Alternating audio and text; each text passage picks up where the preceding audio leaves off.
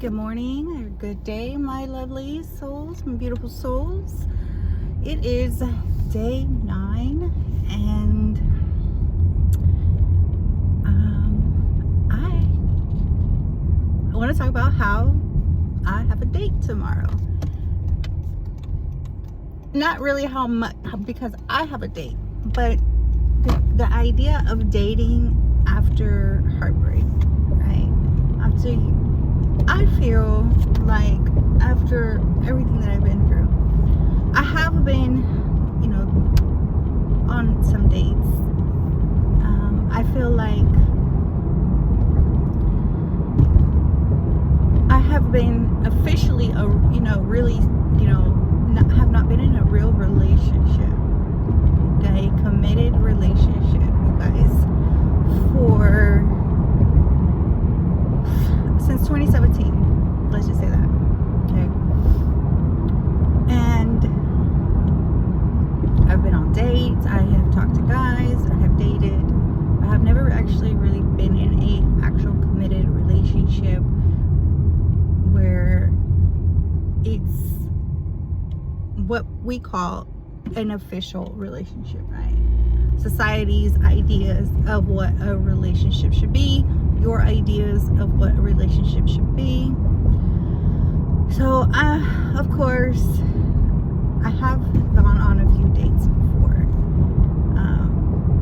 and honestly there was one that had a lot of potential, right? But we don't look at potential, we look at the effort, we look at the intentions behind the words, the actions that they take.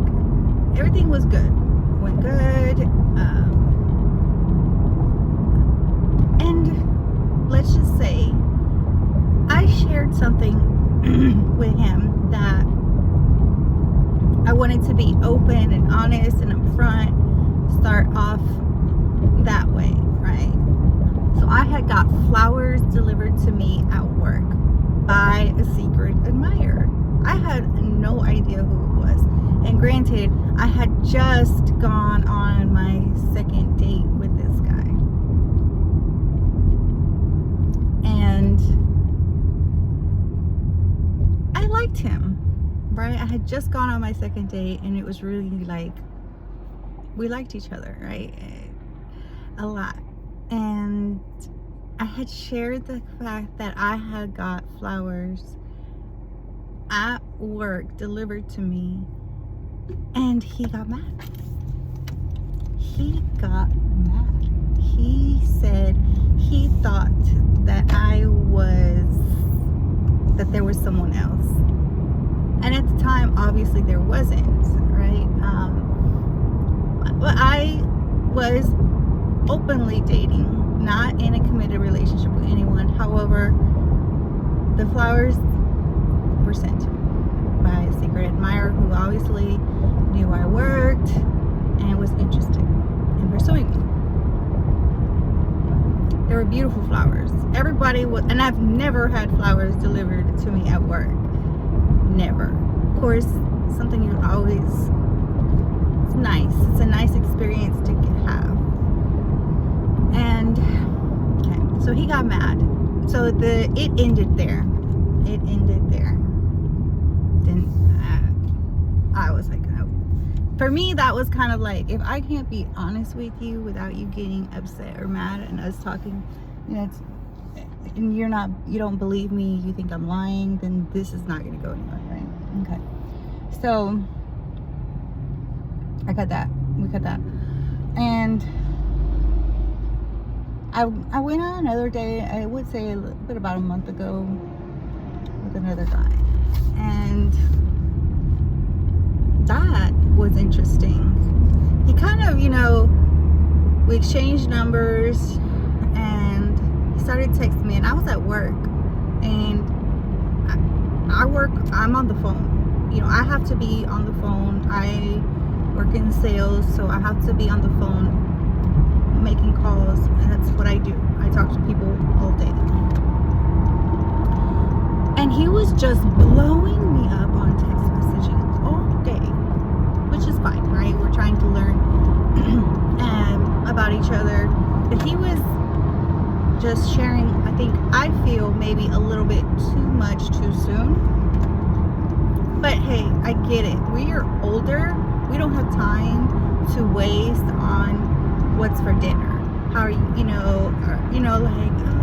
just small talk. Let's just say, okay? We don't have time for small talk. Like, do I like this person? Is there a connection? Do I want to spend more time with him? Do I enjoy his company? Is this somebody that energy is matching? Does his actions align with his words? Things like that. So when you're dating, those are things that you want to look for, right? And which I had to learn along the way, obviously. And because that's not something that I was taught. I'm very naive when it comes to dating and love. I'm still learning, okay? And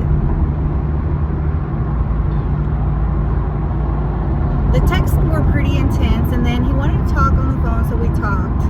And he was very intense. I'm a very calm person. And he just, it hit, his energy and the momentum that he was on hit me like a ton of bricks. And I will tell you, I was already overstimulated from work, and talking to him just gave me anxiety. So, and I told him, our plans, we were going to go out to dinner. I told him where I wanted to go. I told him how I preferred my dates. I'm old school. I like for somebody to come pick me up at my house, knock on my door, bring me flowers. I like that. That's what I like. It's not a deal breaker either, right?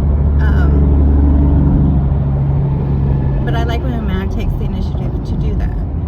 Shows me his intentions. And okay, so he did that. Good. We went on our date. And the first thing he did was sit, because he drove like one of those Chargers or Challengers sports cars. It's a really nice car, drives fast, that's okay. I'm okay with that. But I don't really know you. I don't trust you like in the car yet. This is my first time driving with you. And the first thing he said to me was like, oh, you don't have to worry, I'm not going to drive stupid with you in the car. And what's the first thing he does? He floors it. I was like, oh, okay. Getting a little bit of anxiety, but besides the point. Anyway, that didn't quite pan out. The energy, his type of energy was not going to match mine. And by the end of the date, I felt drained, if you know what I'm saying, because he was just non-stop. It was a little intense for me. So, yes, so tonight we have, well, not tonight, tomorrow night, he suggested to meet up for drinks and maybe dinner. He said wear comfy shoes, we might go bowling. And I said comfy shoes. Okay. I don't really have comfy shoes. I have some flats and some tennis shoes. But I like date night, I guess. This is what we're gonna do this bowling. I don't bowl. I enjoy it. I have fun. It's fun activities. It's not something that I want to go do. Like, oh, I want to go bowl. Like, what do you want to do tonight? Oh, let's go bowling. That's my first thought that comes to mind.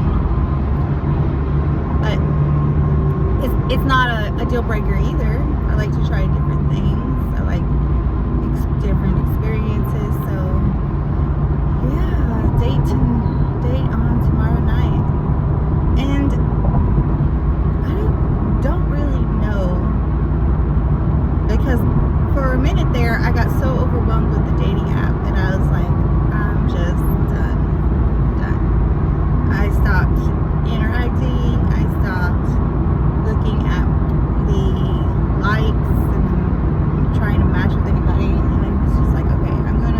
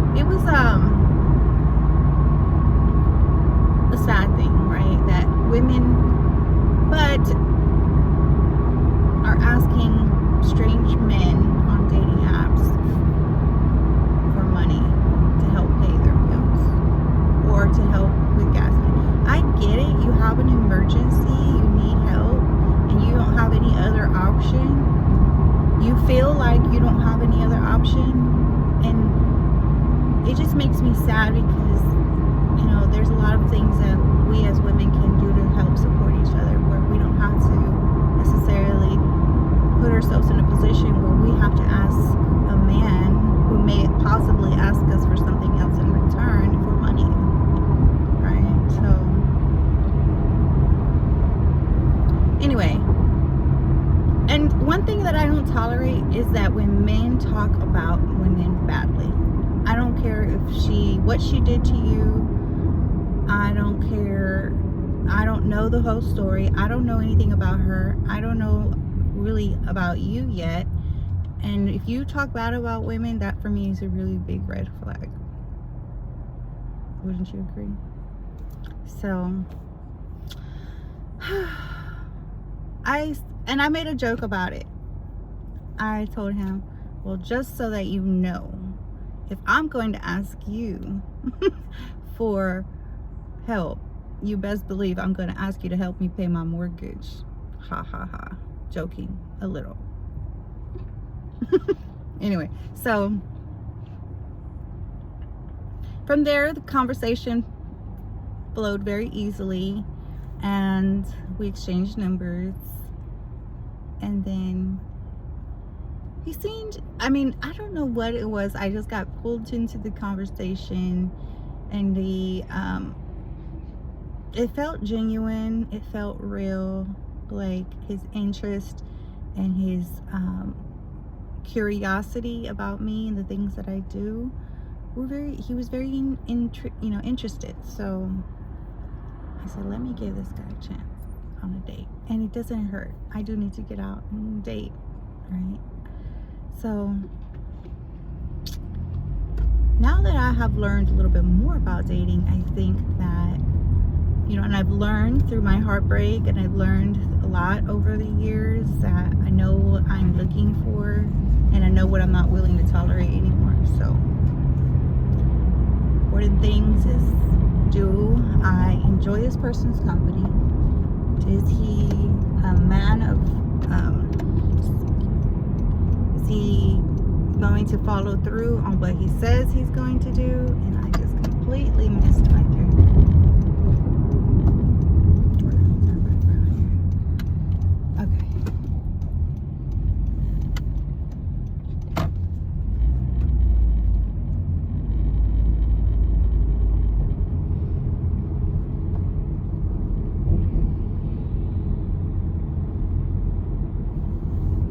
I guess this is what happens when you're sitting on recording and trying to drive at the same time. Anyway, okay. So important things that I'm going to be looking for tonight are how I feel with him. Is he listening? The curiosity. Am I curious to learn about him? Because it does go both ways. And do I enjoy spending time with him? Is this somebody that I want to continue to spend more time with? So we shall see. Maybe I'll give you guys an update. But anyway, thanks for chopping in this morning. I'll see you guys soon. Love you. Bye.